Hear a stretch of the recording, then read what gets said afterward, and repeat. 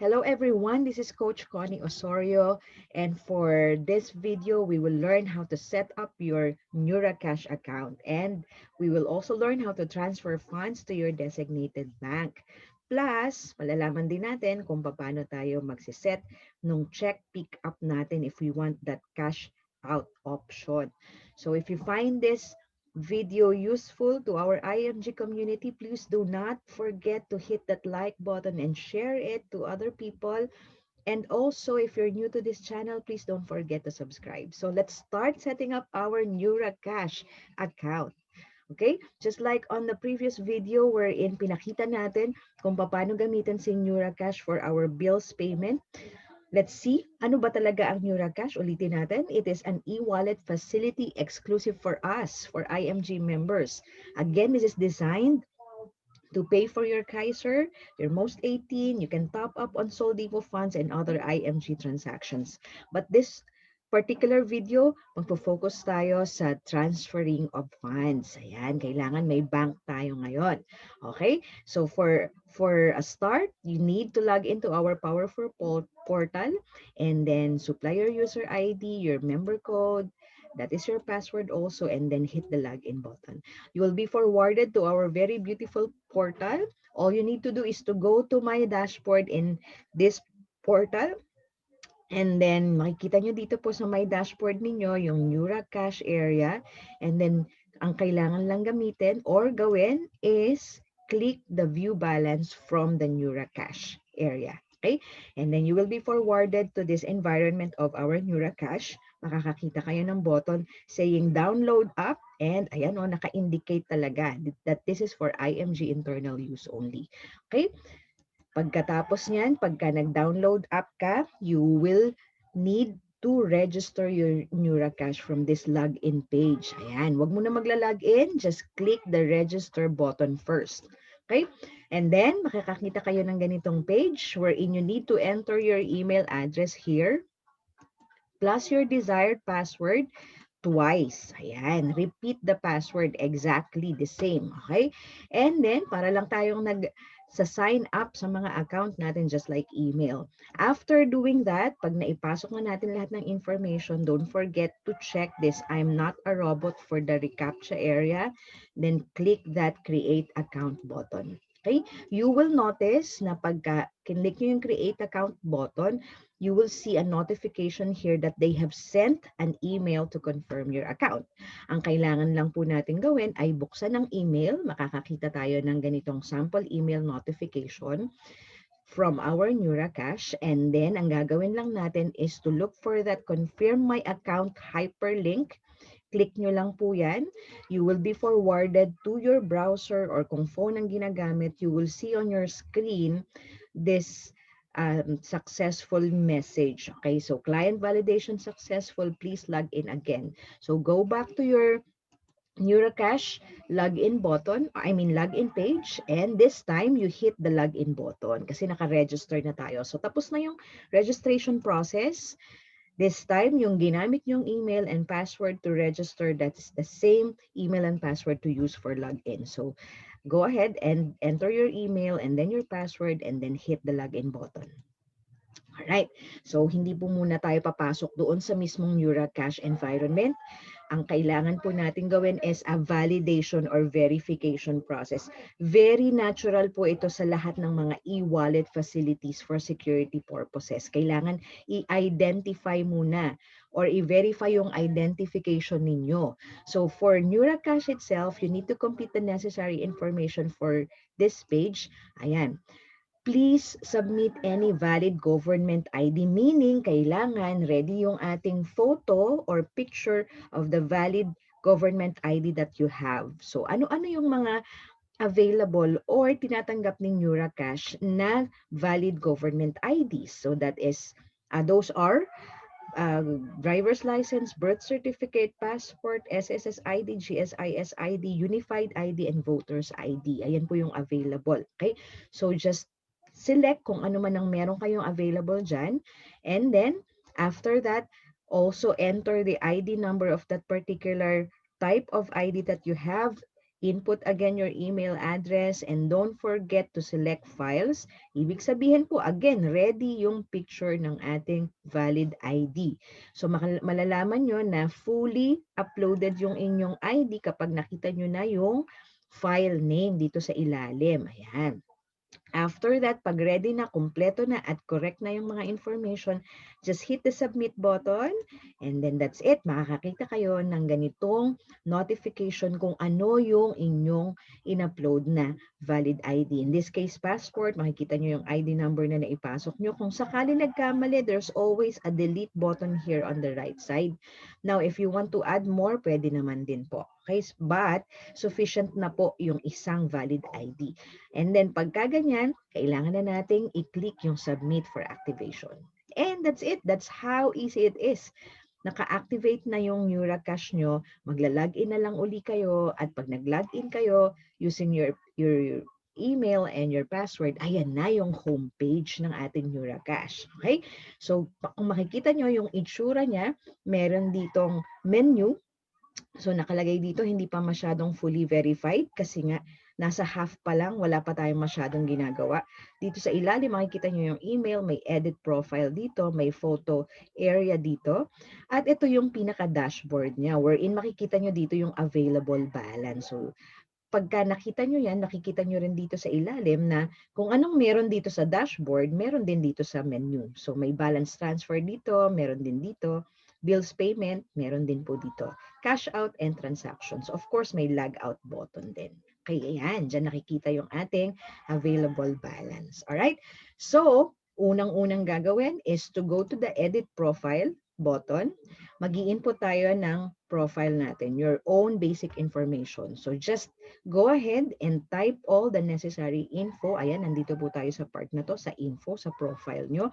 Kapag kompleto na, kailangan nyo pong i-click yung update profile button.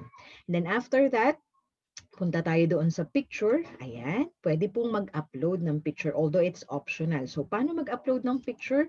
Just click that choose file button. Ayan, so ayan. Ang ganda ng Neuracash.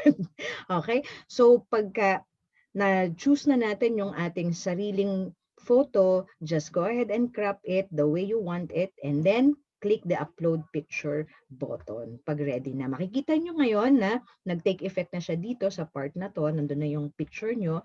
And then the next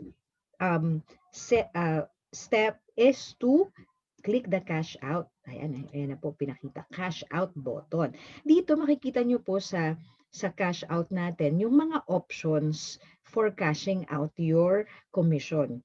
Nakikita nyo rin po na merong mga unverified tags. Ibig sabihin, hindi pa talaga tayo nakakapag-input or nakakapag-update ng ating information at hindi pa rin na-verify ng ating admin.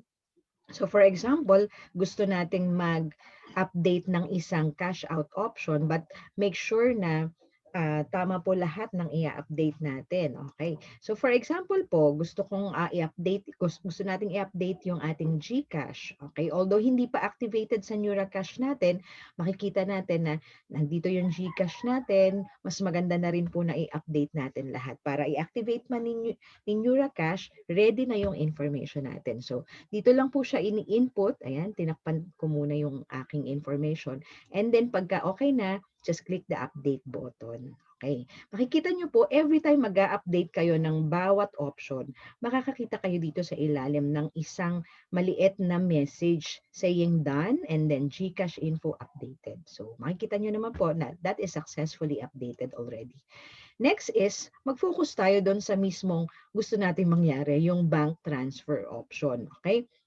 So the rest, pwede nyo po siyang i-update kung meron kayong mga available information for those options. So dito po, bank transfer, unang-unang gagawin is your bank name. So click nyo lang po yan, excuse me, and then makakakita kayo ng list of banks. And then kailangan nyo lang pong i-search kung ano yung inyong preferred bank, kung Banco de Oro man yan. But here, napansin namin na meron peso net yung mismong bank transfer option ni Neuracash. So si Union Bank, meron din siyang features na peso net. And may Union Bank din po kami personally. So, Union Bank po yung sinelect namin. Alright? So, ayan. Go ahead, click nyo po yung desired bank nyo. Ang sunod po natin is to input your account number.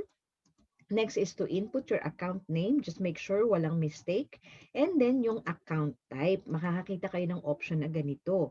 So kung savings man yan or checking man yan, just select your bank account type. So savings para sa amin.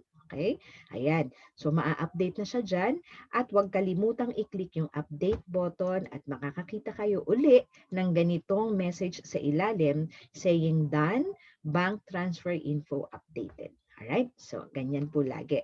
So, again, hindi nyo pa makikita yung mga tags dito na mabe-verify unless, sabi nga ng ating admin, lahat po tayo, mag-check tayo ng email. Kailangan po para ma-verify nila yung inyong bank account, what is the thing to do? You need to personally submit your bank certification. Kung hindi po kayang mag-personal submission, send it through courier kasi kailangan po talaga nila ng original bank certificate natin. Kailangan lang po sa bank certificate, nandun naka-indicate yung inyong basic information like kailan siya nag-open, yung name, yung bank account number, and of course yung bank type. Kung ano po yung in-update natin dito. So again, submit your bank certificate to our admin as soon as possible. Okay? So pagkatapos po niyan, mabilis naman po na-approve or na-verify. You will be notified through email again na meron ka ng approved verification status. So ayan, may congratulations. Ito na po, pinakita na uli yung mismong bank details mo. So, ayan. Pagka ganyan po, you can go ahead again and then go to your Neuracash. Yan, makikita nyo na po doon sa inyong cash out option. Ayan po, nasa cash out tayo. Ayan yung tag ng verified na yung inyong bank transfer. Ibig sabihin po niyan, ready na si Neuracash na mag-transfer sa inyong bank ng commission na kung anong meron kayo sa Neuracash. Okay, paano natin gagawin po yung check pick up muna? Ayan. So kung hindi po pa kayo nakaka-receive ng or hindi pa nasa-set up yung bank nyo, pwede pong check pick up. So yan po yung bonus track dito sa video. So cash out again, punta tayo sa check pick up and makikita nyo, meron ditong red plus button. Yan, ibig sabihin lang po ng mga red plus button sa Neuracash, mag-a-add ka ng transaction on that particular area. So, check pick up, mag-a-add tayo dyan. So, automatic, makikita nyo yung mismong pangalan nyo mag-a-appear. Hindi na kailangang i-type. Ang kailangan po nating i-type is yung amount dito sa area na to. Ayan, yung amount kung ano yung ipapa-issue nyo na check, magkano. Okay? After that, kailangan pong pumili ng pick-up location. At papakita rin po dito sa Neuracash, yan sa ating message dito or options na meron tayong tatlong options kung saan nyo gustong i-pick up. Yan po yung mga available. Alright? So dahil hindi po yan yung ating focus ngayon at hindi ako push doon sa check pick up, doon po tayo sa bank transfer. Okay? So ganun po yung sa check pick up. Alright? So again, cash out tayo. Dito tayo mag-focus sa bank transfer using the PesoNet. Okay? Pag nakakita po kayo ng ganyan, again, yung plus button natin. Lagi pong ganyan. Mag-a-add tayo ng transaction. For the very first time, magta-transfer tayo ng ating commission to our bank. Okay? Ayan. Automatic na naman po uli. Dahil verified na yung account natin, automatic na yung name nyo, yung bank name, tsaka yung bank account number. Ang kailangan lang po ay i-input the amount you wish to transfer. Okay? So, pag na-input na natin yan, dito sa area na to, you need to submit. Okay? Submit. Pag na-submit na natin yon, enter the OTP sent to your email. Katulad po ng previous video natin sa bills payment, may OTP or one-time PIN din. So makikita nyo yung dialog box na yan. Tapos pupunta muna kayo sa email nyo. Siyempre doon na-send yung ating OTP. So i-click lang natin dito or copy-paste or enter, input, and then click OK button. Pag na-click nyo yung OK button, ayan, magre-reflect na po siya sa bank transfer transaction history noong inyong bank transfer. Dito mismo sa ilalim ng plus sign. And makikita nyo yung gross amount, okay, ng inyong transfer with the date created and the transaction ID, and then of course yung status. Right now, pagka ginawa nyo po yung transaction na yun, nakapending pa lang siya. So, ibig sabihin, hindi pa siya available mismo right away sa bangko ninyo. Okay? Nung minonitor po namin siya, we monitored after 24 hours, still pending, but after 48 hours, 2 days po, ayan. Nung tiningnan namin, actually, bago pa siya naging okay for 48 hours, sine-check din natin sa transactions. You can double check that's dito sa transaction part. Makikita nyo yung history ng mga ginawa nyo, yung receive money, naka-receive ka ng commission, nag-pay bills tayo no, sa previous video natin, may mga adjustments, and of course, yung withdrawal by bank transfer. Okay? So after that, naghintay na po kami. Yan, ayan po yung particular withdrawal natin by bank transfer. Okay? Now, you can also check your available balance dun sa homepage. Ayan, makikita nyo po dito, nabawas na kagad siya, although naka-pending. Okay? So after that, if makikita nyo, very successful naman din yung transfer. So, kailangan lang natin maghintay na makumpleto or maging successful yung transfer. Okay? Now, after 48 hours or 2 days, yan, nagkaroon na ng email notification na completed na yung cash out natin no, sa PesoNet with the amount. Napansin lang natin na merong 10 peso na deduction. So, we assume that that is a charge, okay, just like sa mga GCash and other e-wallet facilities, may charge talaga siya. But it's very minimal, 10 peso. I'm not so sure if based siya dun sa amount na tinransfer. Okay? So again, ayan, merong ganong email notification, and then what I did is we log in to our Neuracash, okay? Tapos pumunta kagad ako sa ating cash out, ayan. Tapos pumunta sa bank transfer, ayan, para i-check kung tama or okay na ba talaga yung status. So ayan, nakita natin na completed na. Yan ang ating mismong ginawang bank transfer after 2 days. Ayan, yehey.